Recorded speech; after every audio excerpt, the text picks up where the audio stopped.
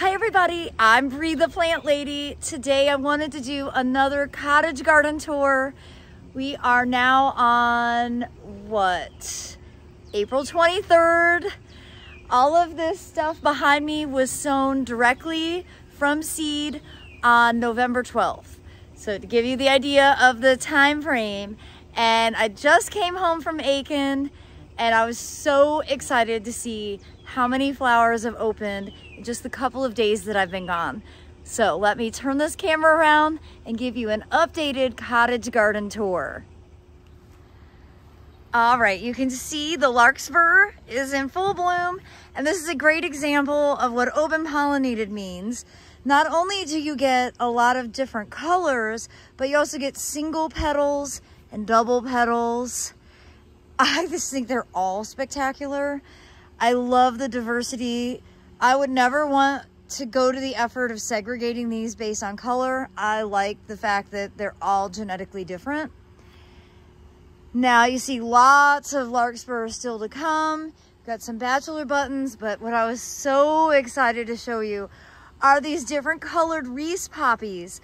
So most of the time, these poppies, which are like the World War II commemorative poppies, are this bright red.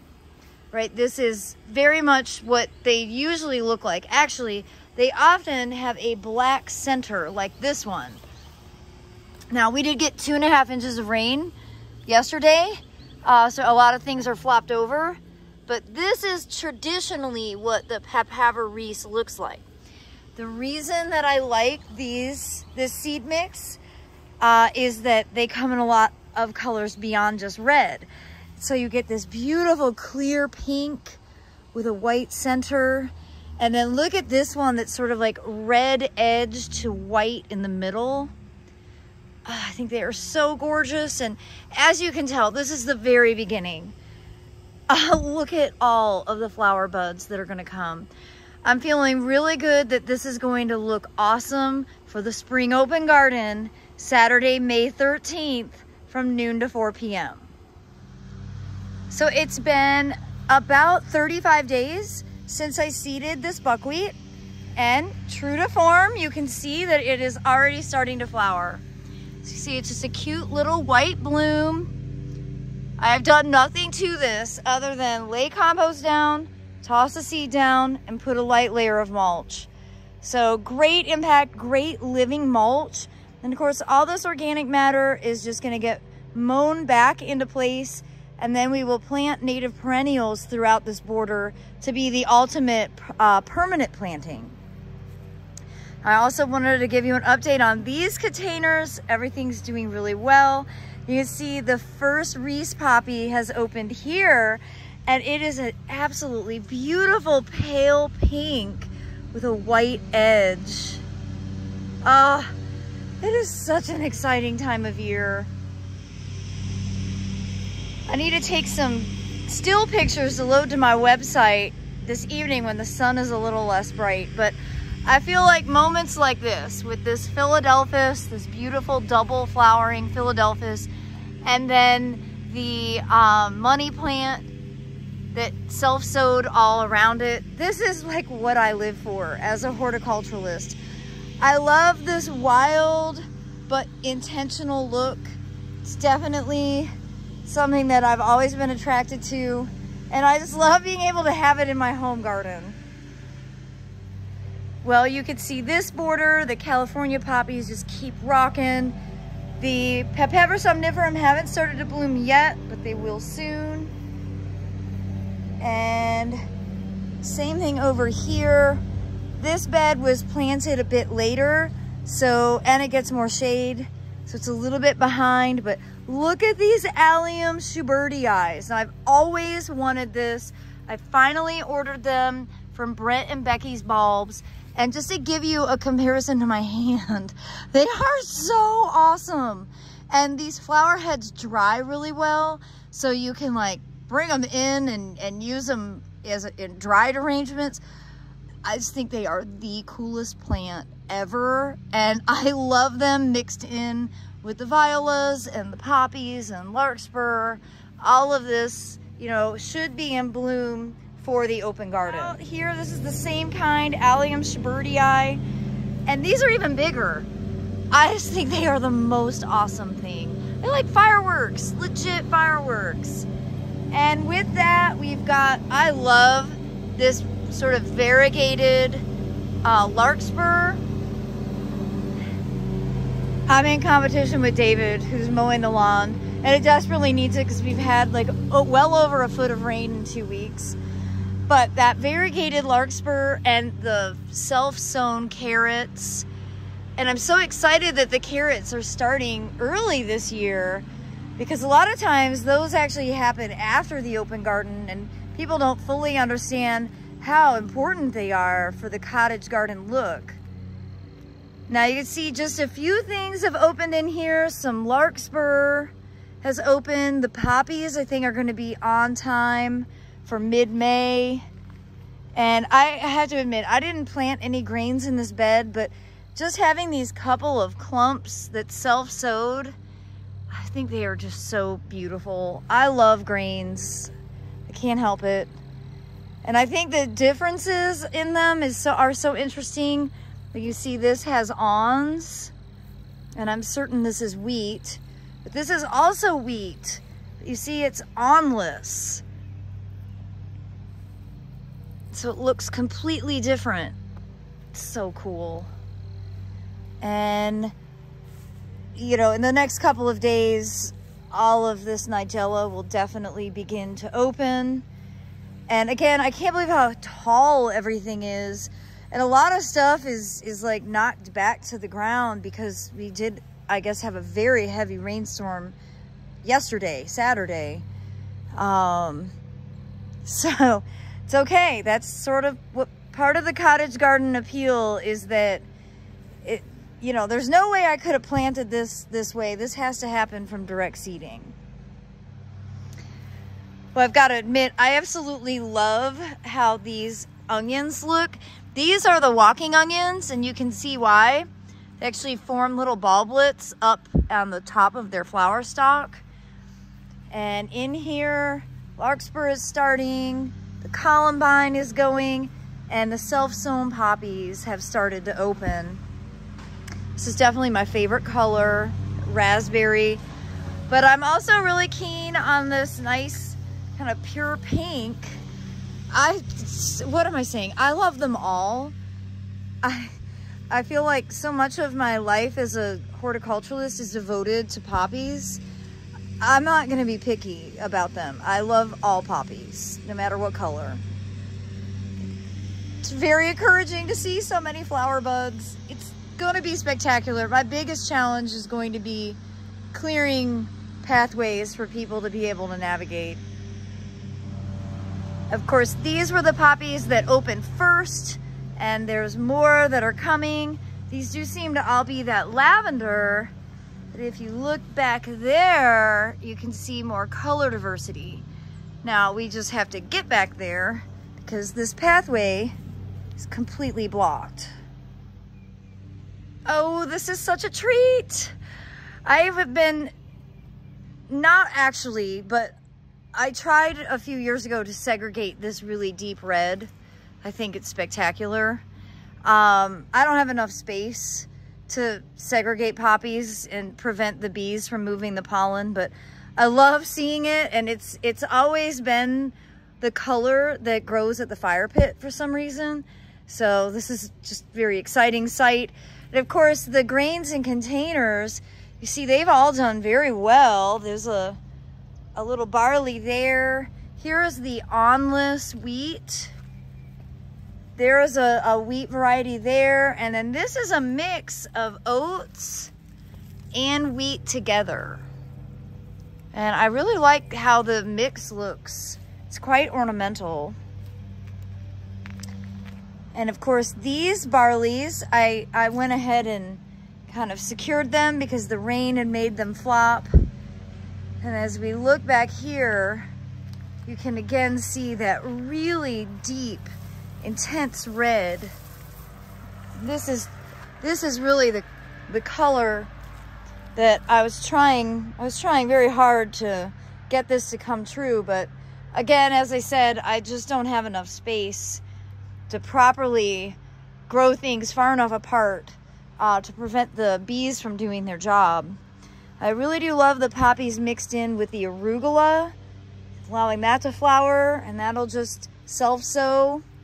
Of course, I missed my asparagus, so it bolted, but it gives a beautiful background.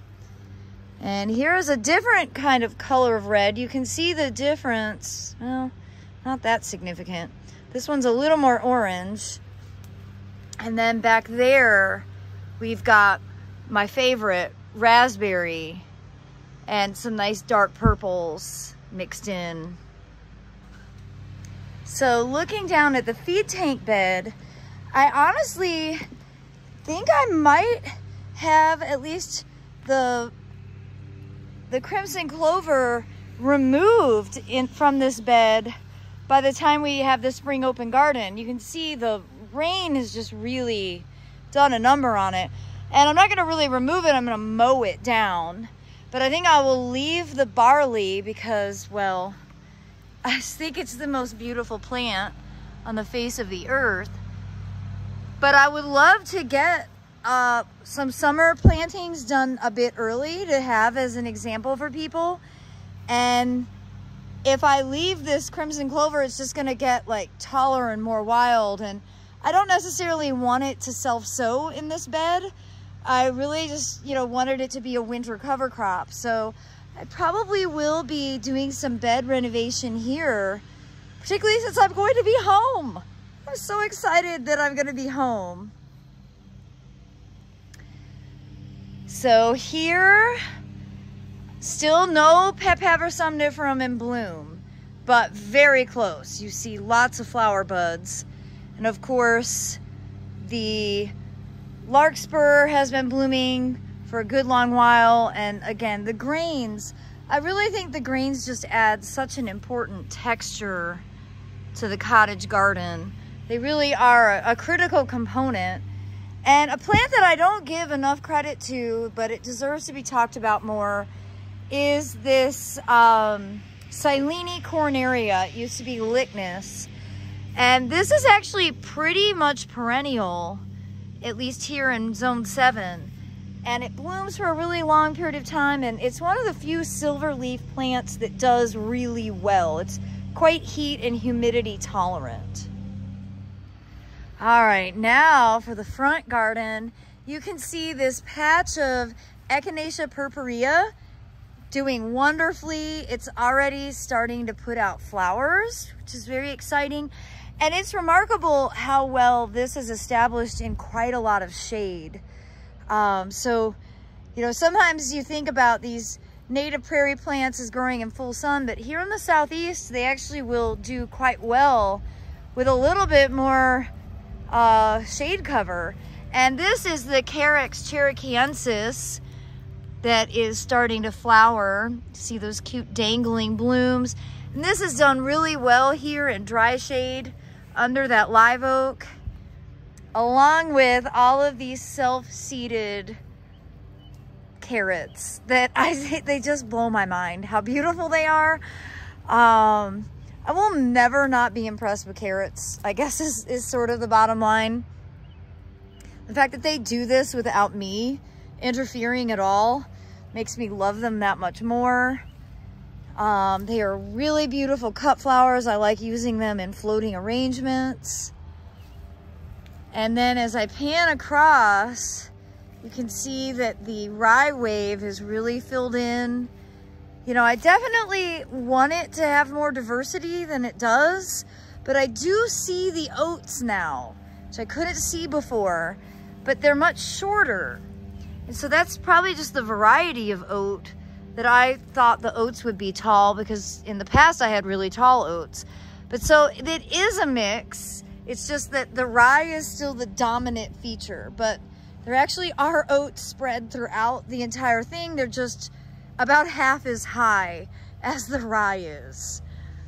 Now, of course, the cats love this border so much.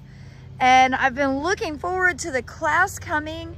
They are unfortunately scheduled to come on Wednesday, and it looks like it's gonna be a super rainy washout day. So I'm gonna contact them and maybe we'll be able to have a backup day with better weather. All right, let me get to the main event. I was so excited when we pulled in today and I saw those red poppies. I was just squealed and ran out of the car and basically wasn't useful at all. But this self-sown cottage border is everything that my dreams are made of. Again, the fact that I didn't sow any of this happened from the seed bank that was here from planting these cottage garden things now for going on 12 seasons. And so when you allow things to just happen on their own, I think there is just a level of magic that is indescribable. And as you can see, it's super dense, it's completely filled. Only thing I would change is I would add more grains, more clumps of grains throughout the border just to give a little more architectural interest. But overall, I'm so happy. It looks like the fava beans are done blooming, but you can see I've got great seed pods. And I will definitely be selling fava beans at the fall open garden. But again, I don't really think these are super tolerant of the summers here. I do have a package that I'm gonna sow a few of just to see how they perform in the summer, because what do I know? You know, I might be completely wrong. And of course the cilantro, it's just such a beautiful filler in. Of course it's self-sowed right along the edge, but nevertheless. And I've had a lot of comments on Facebook about how huge the poppies are. And well, that is a characteristic of Papaver somniferum, and especially when grown in really healthy soil. Remember, all my beds are made of soil cube. So these plants are not having to work very hard to get all the nutrients that they need. And you can see how big that bloom is. I really like this white and purple Delphinia or larkspur. And I gotta say, I haven't sat on the couch yet. My spot on the couch is just through that window. And wow, when I look out and see this, I feel like, okay, you have accomplished something that is tangible. A really beautiful space that makes you smile. Well, everybody, I hope that you have enjoyed this cottage garden tour and update. I don't know what to say. I'm just so excited. You know, this has been a challenging year. Honestly, I think every year has its challenges, but weather-wise, it's getting more and more complicated to grow plants and to know the timing. And I really appreciate all of you who have been gardening along with me and your comments and everything that we are doing together as a poppy gardening community. I hope that your gardens will look just like this. And again, remember, I would love for you to come for the Spring Open Garden and Plant Sale, which is Saturday, May 13th from noon to 4 p.m. And I have all of the information about that event in the description. Well, as always, thank you so much for watching. Please share this video with your friends, and I hope to see you in a few weeks. Happy gardening, everybody.